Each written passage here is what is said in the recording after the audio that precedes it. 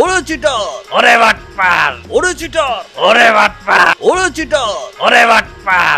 তো বন্ধুরা, গত পর্বে তোমরা দেখেছিলে কিংকং আর ডাকু শিয়াল তাদের আগের জঙ্গলে বাইক রেসের অনুষ্ঠানে অংশগ্রহণ করে, আর তারা সেই জঙ্গলের মাঠে সবাই একত্রিত হয়। এখন দেখবে তার পরের পর্ব। তোমরা সবাই প্রস্তুতি নিয়েছো তো? এখনই কিন্তু আমাদের রেসটা শুরু হওয়ার সময় হয়ে গেছে, আর কিছুক্ষণের মধ্যেই আমরা রেসটা শুরু করব। চুরি জোচ্চুরি কেউ কিছু করবে না। আমরা চাই সৎভাবে এই রেসটা যেন পূরণ হয়। আমরা শুধু জানতে চাই এই রেসের মাধ্যমে যে আমাদের এই দুই জঙ্গলের মধ্যে সবচেয়ে শক্তিশালী কে। তো শুরু করা যাক আজকের রেসটা। তোমরা সবাই প্রস্তুত? আর একথা বলতে না বলতে ডাকু রাক্ষস তার হাতে একটি পিস্তল নিয়ে ফায়ার করে, আর সঙ্গে সঙ্গে ওরা চারজন রেস শুরু করে। আর ওরা চারজন সেই জঙ্গলের ভিতর দিয়ে যেতে থাকে। একবার ডাকুবাগ আগে যায়, আবার কিংকং আর ডাকু শিয়াল সামনে চলে যায়। ডাকুবাগ আর তার ভাতিজা পিছনে পড়ে যায়। এভাবেই যেতে থাকে, আর বেশ কিছুক্ষণ পর ডাকুবাগ আর তার ভাতিজা সামনের দিকে এগিয়ে যায়। দেখেছেন চাচা, আমরা কতখানি এগিয়ে গেছি। ওরা দুজন আমাদের পিছনে আছে। চলুন এখনই যাই। হ্যাঁ, সাব্বাস বাঘের বেটা, চলো আমরাই জিতবো এই রেসটা। হ্যাঁ চাচা, চলুন আমরা এগিয়ে যাই। এ কথা বলেই ডাকুবাগ আর তার ভাতিজা সামনের দিকে এগিয়ে যায়। আর এই দেখে ডাকু শিয়াল কিংকংকে বলে, কিংকং ভাই, ডাকুবাগ তো আমাদের থেকে এগিয়ে গেল। এখন আমরা কি করব বলো তো? এই বেটা, তুই কি বলছিস এসব? ওদের চেয়ে আমাদের বাইক আর এই জিপ গাড়ি কত আধুনিক তুই জানিস না? ওরা সামনে এগিয়ে গেছে তো কি হয়েছে, আমরা ওদের চেয়ে এগিয়ে যাব। তুই খালি টাইম দেখ। হ্যাঁ কিংকং ভাই, তাড়াতাড়ি চলো, আমাদের যেভাবেই হোক ওদের হারাতে হবে। হ্যাঁ হ্যাঁ হ্যাঁ, চল এখনই যাই। এ কথা বলেই ওরা দুজন তাদের গাড়ি দুটো খুব স্পিডে চালাতে থাকে। আর কিছুক্ষণের মধ্যেই কিংকং আর ডাকু শিয়াল ডাকুবাগ আর তার ভাতিজাকে পিছনে ফেলে তারা সামনে এগিয়ে যায়। আর যখন ওরা দুজন সামনের দিকে এগিয়ে যায় আর ডাকুবাগ আর তার ভাতিজা ওদের পিছনে থাকে, ঠিক তখনই ডাকু শিয়ালের চাকা থেকে কাদা ছিটে ডাকুবাগের মুখে লেগে যায়। আর তখন ডাকুবাগ বলে, এহে, শালা কামটা করলো কি? পুরাই কাদা দিয়ে আমার মাইকা ফেলছে। আচ্ছা, তোমারে কিন্তু জোশ লাগতাছে। কাদা দিয়া পুরা মাইকা নতুন একটা কিছু হয়ে গেছে। তোমার আর মেকআপ লাগবে না। এই বেটা, বেশি কথা বলিস না। দেখছস, ওরা কিন্তু আগায় গেছে। চল, আমাদের যেভাবেই হোক ওদের ধরতে হবে। আজকে ওই ডাকু শিয়াল রে আমি খবর করে ছাড়বো। আচ্ছা চাচা, চলুন আমরা তাড়াতাড়ি যাই, ওদেরকে ওভারটেক করতে হবে। এই বলে ওরা দুজন যেতে থাকে। আর কিছুক্ষণের মধ্যেই ডাকুবাগ আর তার ভাতিজা কিংকং আর ডাকু শিয়ালকে প্রায় ধরেই ফেলে। আর ওরা পাশাপাশি একসাথে তাদের বাইক চালাতে থাকে। ঠিক তখনই কিংকং অনেকটা এগিয়ে যায়, আর সামনেই একটি নদী ছিল। আর ঠিক তখনই সুযোগ বুঝে ডাকুবাগ ডাকু শিয়ালের হুন্ডায় একটা ধাক্কা মারে, আর ডাকু শিয়ালের হুন্ডাটা ছুটতে গিয়ে পানিতে পড়ে যায়। ঠিক তখনই ডাকুবাগ সেখানে দাঁড়িয়ে বলে, কিরে, কেমন মজা পেলি? আমার মুখে কাদা মারিস, এখন পানি খা, আর তোর বাইক নিয়ে এই পানিতে ডুবে মর। আমি এখনই যাই, ওই শালা কিংকংকেও সাহায্য করতে হবে। কাকা, জব্বর কাজ করছো তুমি। আসলেই তোমার মাথায় মাল আছে। এই বেটা, কথা কম কা। চল সামনে যাই, ওই কিংকংটারেও হারাইতে হইব। ওরে উচিত শিক্ষা দিয়া এই জঙ্গল থেকে বাইর করতে হইব। হ্যাঁ কাকা, চলো সামনে যাই। এ কথা বলে ওরা দুজন সামনের দিকে এগিয়ে যায়। আর ডাকুবাগ যখন সামনে চলে যায়, তার ভাতিজাও তার পিছু পিছু আসতে থাকে। হঠাৎ করে ডাকুবাগের ভাতিজা দেখতে পায় একটি গাছের নিচে একটি সুন্দরী বাঘিনী দাঁড়িয়ে আছে।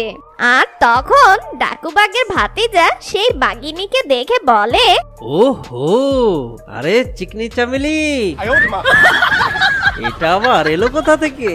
একে তো আমাদের জঙ্গলে কোনোদিন দেখিনি। রেসটা তো আমরাই জিতবো, এটা তো কনফার্ম। চাচা জান তো সামনে চলেই গেছে। যাক, দেখি মেয়েটার ফোন নম্বর কালেক্ট করা যায় কিনা, একটু কথা বলে যাই, হয়তো আমার এবার বিয়ের ফুল ফুটবে। এই বলতে না বলতে ডাকুবাগের ভাতিজা একটি পাথরের সাথে ধাক্কা খেয়ে উল্টে পড়ে যায়। আর তখনই সেই বাঘিনী বলে, আহা কিংকং, আমি তোমার প্ল্যান বাস্তবায়ন করেছি। তুমি আমাকে ফোনে যা বলেছো তাই করে দিয়েছি। এখন জঙ্গলে গিয়ে আমার পুরস্কারটা আমি নিয়ে নিব। থাকো তুমি এখানে বাঘ পরে। একথা বলে সেই বাঘিনীটা ওখান থেকে চলে যায় আর কিংকং ডাকুবাগের ভাতিজার সামনে দিয়ে যেতে থাকে। আরে চেঙ্গিস খানের বাচ্চা, তুই এখানে পড়ে আছিস কেন? রেসটা তো তোরাই জিতবি। দেখ রেস জিতার কি মজা, তোগো রেস জিতা বাইর করে দিমু। থাক এখন এখানে পড়ে থাক। ইস রে, আমরা মনে হয় রেসটা হাইরা যাবো রে।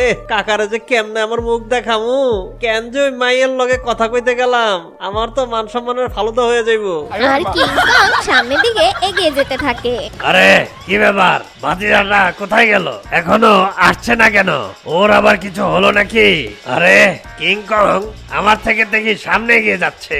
এখনই আমার তাড়াতাড়ি সামনের দিকে এগিয়ে যেতে হবে। দেখি আমার ওই বুদ্ধিটা আবার কাজে লাগাতে পারে কিনা। যেভাবে ডাকু শিয়ালকে ফেলে দিয়েছিলাম নদীর মধ্যে, সেই প্ল্যানটা কাজে লাগিয়ে এই কিংকংকে উল্টে ফেলে দিতে পারে কিনা। আরে আরে এই ডাকুবা, কি করছিস? আমার গাড়ি উল্টে ফেলে দেওয়ার চিন্তা? দাঁড়া, মজা দেখাচ্ছি তোকে। একথা বলে কিংকং ডাকুবাগের ট্রাক্টরটা ধাক্কা দিতে থাকে।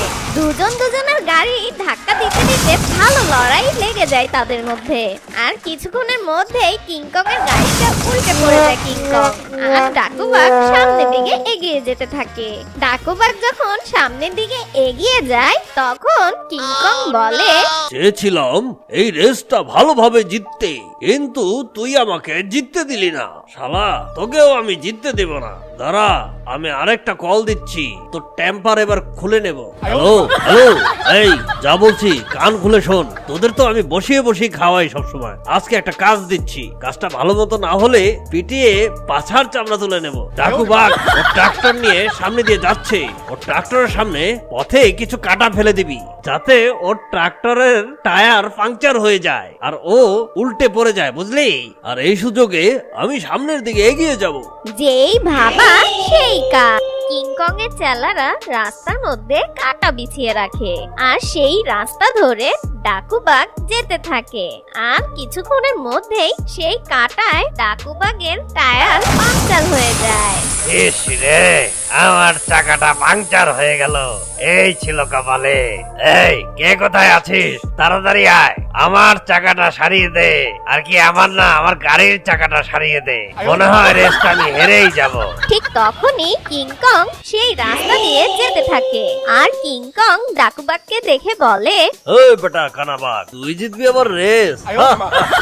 চেয়েছিলাম রেসটা ভালোভাবে খেলবো, এই রেসটা তুই কোনোভাবে ফেয়ার রাখলি না। সব জায়গায় পেজগি তুই বাজাস। মানুষ ঠিকই বলে কানারা কখনো কারো ভালো দেখতে পারে না, এই জন্য আমি তোকে কানা করে দিয়েছি। থাক, পরে থাক এখানে, আমি এগিয়ে যাই। একথা বলে কিংকং সামনের দিকে এগিয়ে যায় আর ডাকুবাগের ট্রাক্টরের টায়ার ঠিক করতে থাকে তার চেলারা। আর তখন ডাকুবাগ বলে, কিরে, আমার ভাতিজাটা কোথায়? ওকে তো কোথাও দেখতে পাচ্ছি না। কি হয়েছে ওর? আরে ডাকুবাগ, আপনি জানেন না আপনার ভাতিজা তো একটা চিকনি চামিলির পাল্লায় পড়ে হুন্ডা অ্যাক্সিডেন্ট করে পড়ে আছে। কি বলছিস? তাই নাকি? আমার ভাতিজা এত লুচ্চা? ওই তো আপনার ভাতিজা আসছে, দেখুন শরীরে কাদা মেখে কি হয়েছে। বলছিলাম না ভাতিজা, তোমার দ্বারা সম্ভব না। সব সময় তুমি ক্যারাবেরা লাগাও। তোমার চরিত্র বাংলা সিনেমার মিশা সওদাগরের মতো। আজকের দিনে তোমার মাইয়াগুলোকে ইটিস পিটিস করতে হইব। চাচা যান, আমার ভুল হয়ে গেছে, ক্ষমা করে দেন। নাও, কি আর করবা? তুমি আহো আমার পিছে পিছে। আমরা অনেক সময় নষ্ট করছি। তাড়াতাড়ি যাই, আমি রওনা দিলাম। আচ্ছা চাচা যান, ঠিক আছে। চাচা, আপনা যান বাঁচা। আর ওইদিকে ডাকু শিয়াল তার হুন্ডা নিয়ে সামনের দিকে এগিয়ে আসে আর ডাকু শিয়াল ডাকুবাগকে অতিক্রম করে সামনের দিকে এগিয়ে যায়। ডাকু শিয়াল প্রায় অনেকখানি এগিয়ে গিয়ে কিংকংকে ধরে ফেলে আর তখন ডাকু শিয়াল বলে, কিংকং ভাই, আমি এসে গেছি। ও ডাকুশিয়া, তুই এসে গেছিস? ভালোই হলো। ইস, ওরা দুইজন তো আগায় গেল, আমি তো পিছিয়ে গেলাম। যেভাবেই হোক সামনে এগিয়ে যেতে হবে। আরে ডাকু শিয়াল, আমরাই বোধহয় জিতবো, আমরা সবার চেয়ে এগিয়ে আছি। হ্যাঁ ভাই, তুমি ঠিক বলেছো, চেয়েছিলাম কোনো ঝামেলা করব না, তো ওই ডাকু বাঘ যেখানে থাকবে ওখানে তো ঝামেলা করতেই হবে। কেন, তোমার সাথে কিছু হয়েছে নাকি? আরে ভাই, সে তো লম্বা কাহিনী, পরে বলবো এসব। চল, কথা না বাড়িয়ে সামনের দিকে এগিয়ে যায়, আমিও কম না। ঠিক তখনই কিংকং আরো সামনের দিকে এগিয়ে যায় আর ডাকু শিয়াল পিছনে পড়ে যায়। আর ডাকু বাঘ তার ট্রাক্টরটা নিয়ে ফুট করে এসে ডাকু শিয়ালের হুন্ডার পিছনে ধাক্কা দিয়ে ডাকু শিয়ালকে ফেলে দেয়। ডাকু বাঘের বাচ্চা, তুই সবসময় শয়তানি করিস। কিংকং ভাই, তুমি এগিয়ে যাও, আমার মনে হয় আমার এই হুন্ডাটা ধাক্কায় ধাক্কায় আসতে হবে। আচ্ছা ডাকু শিয়াল, তুই এসে পড়িস, আমি গেলাম, আমি এই ডাকু বাঘের খবর নিচ্ছি, দাঁড়া। এই বলে কিংকং আরো জোরে সামনের দিকে এগিয়ে যায়। আরে, এই কিংকং তো এগিয়ে গেল, আমি আমার এই ধ্বজভাঙ্গা ট্রাক্টর নিয়ে তো এগোতে পারছি না। যেভাবেই হোক কিংকংকে আমার পিছে ফেলতেই হবে, আমাদের জঙ্গলের মানিজ্যদের ব্যাপার।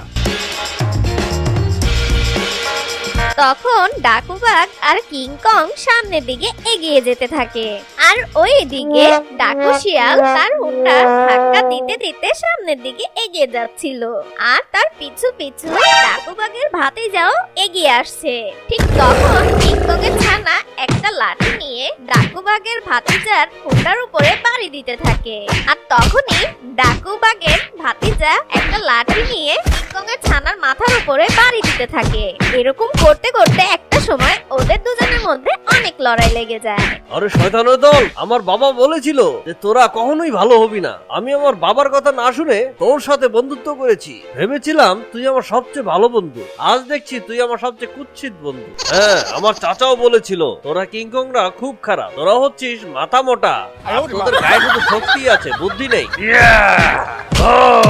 আর ওখানে ওরা দুজন অনেক লড়াই করতে থাকে আর তখনই ডাকু শিয়াল বলে, আরে তোমরা তো এখানে মারামারি করে সময় নষ্ট করছো, ওদিকে আমার তো রেসটা জিততে হবে, তাই না? চলো এখনই, আমার হুন্ডার অবস্থাটাও খুব একটা ভালো না, এই হুন্ডা ধাক্কা দিয়ে আমাদের নিয়ে যেতে হবে। আর ওই দিকে ডাকু বাঘ আর কিংকং রেস জেতার জন্য প্রাণপণ চেষ্টা করতে থাকে। যেভাবেই হোক রেসটা আমাদের জিততেই হবে, এই চিটারটাকে কোনোভাবেই জিততে দেওয়া যাবে না।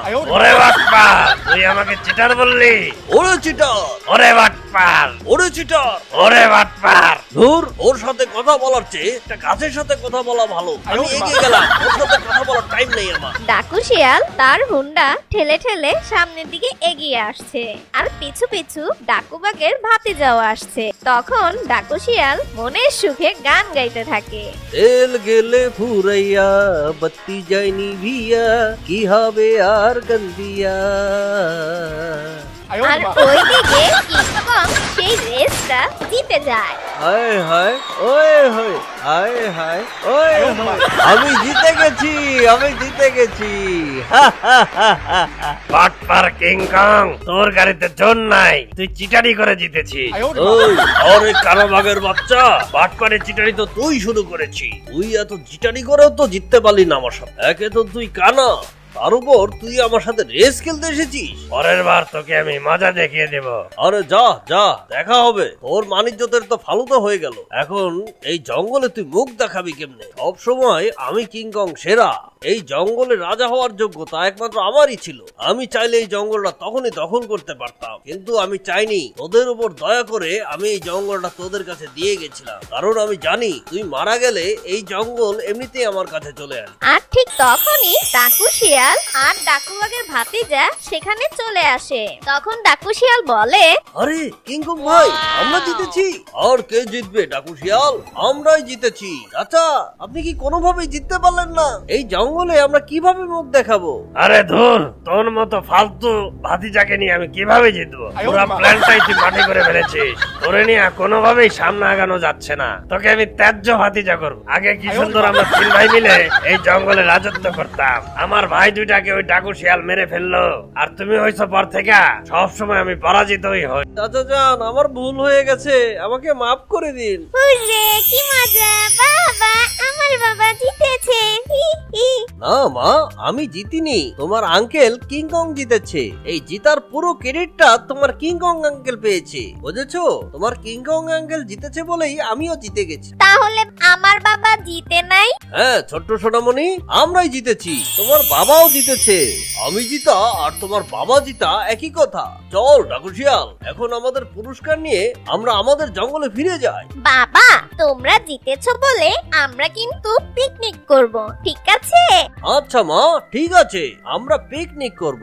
দেখেছো বুড়িমা, আমরা জিতেছি। চলো আমরা গিয়ে আমাদের পুরস্কারটা নেই। ডাকু শিয়াল, কিংকং, আমার বিশ্বাস ছিল তোরাই জিতবি, তোরা আমাদের জঙ্গলের নাম রোশন করবি। আর তখন গরজিলা বলে, আরে ডাকুবাগ, আসলেই তুমি বুড়ো হয়ে গেছো। এই প্রতিযোগিতায় তোমাকে এনে আমার এই জঙ্গলের মান ইজ্জত থাকলো না। আমি মনে করেছিলাম তুমি এই জঙ্গলের রাজা, তাই তোমার হয়তোবা শক্তি আছে, এই রেসটা তুমি জিততে পারবে, কিন্তু তুমি আমাদের মাথা নিচু করে দিয়েছো। গডজিলা, তুমি কথা বলো না, তোমার কারণে এই অবস্থা আজকে আমাদের। তুমি হুট করে আমাকে না জানিয়ে এই প্ল্যান করেছো। ওরা হচ্ছে চিটার, ওদের মতো চিটারের সাথে আমাদের রেস লাগানোটাই ঠিক হয়নি। ওরা সবসময় আমাদের সাথে চিটারি করেছে, আমি পারলে ওদের ব্রাশ ফায়ার করে মেরে ফেলতাম। হয়েছে ডাকুবাগ, আর জ্ঞানজাম দরকার নেই, যাও এখান থেকে। তুমি এখনই যাও, আর যাওয়ার সময় তোমার মদনা কলাটা নিয়ে যাবে। আমি চাই না এখানে কোনো জ্ঞানজাম হোক। হ্যাঁ হ্যাঁ, তোমার মদ না গলা তুমিই খাও, আমি এখানে আর থাকবো না, আমি চলে যাচ্ছি। গিন্নি, চলো এখান থেকে এখনই চলে যাই। এই কথা বলে ডাকুবাগ তার বউ আর তার ভাতিজা সেখান থেকে চলে যায়। তারপর কিংকং ডাকু রাক্ষসকে বলে, ডাকু রাক্ষস, আমাদের জঙ্গল যেহেতু জিতেছে, এই উপলক্ষে আমাদের একটা পিকনিকের আয়োজন করা দরকার। চলো আমরা সবাই মিলে আমাদের জঙ্গলে একটা পিকনিকের আয়োজন করি। ভালো বলেছো কিংকং, তোমার বুদ্ধিটা আমার ভালো লেগেছে। চলো আমাদের জঙ্গলে পিকনিকের আয়োজন করি। গডজিলা বোন, তোমাকেও আমাদের পিকনিকে আমন্ত্রণ জানালাম, চলে এসো, কিন্তু সাথে তোমার ছানাটাকেও নিয়ে এসো। আচ্ছা ঠিক আছে ডাকু রাক্ষস, আমি চলে আসবো তোমাদের জঙ্গলে। আর তোমাকে ধন্যবাদ তোমাদের জঙ্গলে আমাকে আমন্ত্রণ জানানোর জন্য। আচ্ছা ডাকু রাক্ষস, আমি গেলাম, দেখা হবে পরে। এই, তোরা ভালোভাবে পিকনিকের আয়োজন করেছিস তো? সব নিয়ে এসেছিস তো? কোনো কিছু বাদ যায়নি তো? হ্যাঁ হ্যাঁ ওস্তাদ, আমরা সব আয়োজন করেছি। দেখেন না কি সুন্দর সাউন্ড বক্স আর মাইক লাগাইছি, আপনারা একটা গান গাবেন, ডিজে পার্টিও এনেছি, আপনারা সবাই নাচবেন। আবার রান্নার জন্য আমরা বাবুর্চিটাও রেডি আছি। আচ্ছা, কেমন ডিজে পাঠিয়ে এনেছিস? শুরু কর, তোরা রান্না বান্না ঠিক মতো কর। আরে গডজিলা বোন, এসেছো? এসো এসো, আমি অনেক খুশি হয়েছি তোমাকে দেখে। আসো আসো, আমাদের অনুষ্ঠানে আসো, আমাদের এই পিকনিকে সামিল হও তুমি। চল ডাকু শিয়াল, আমরা এই সুযোগে একটু ডান্স করি। বাবা, পার্টিটা সেই হয়েছে তাই না? হ্যাঁ বাবা, অনেক সুন্দর হয়েছে পার্টিটা। তো বন্ধুরা, কেমন লাগলো তোমাদের ডাকু বাঘ আর ডাকু শিয়ালের আজকের পর্ব? ভালো লাগলে কমেন্টে জানিয়ে দাও। তোমরা তো কিছু লেখো না, এই জন্য আমাদের ভিডিওগুলো ভাইরাল হয় না। তাই কষ্ট করে একটু লিখে দাও না বন্ধুরা। আর গল্পে কি কি দিলে আরো ভালো হয় তা আমাদের ভিডিওর কমেন্ট বক্সে লিখে দাও। বন্ধুরা, তোমরা যদি একটা লাইক না দাও, এত কষ্ট করে ভিডিও বানিয়ে কি লাভ বলো? তাই ভিডিও দিতে অনেক দেরি হয়ে যায়। আশা করি তোমরা সবাই লাইক দেবে। ভালো থেকো বন্ধুরা।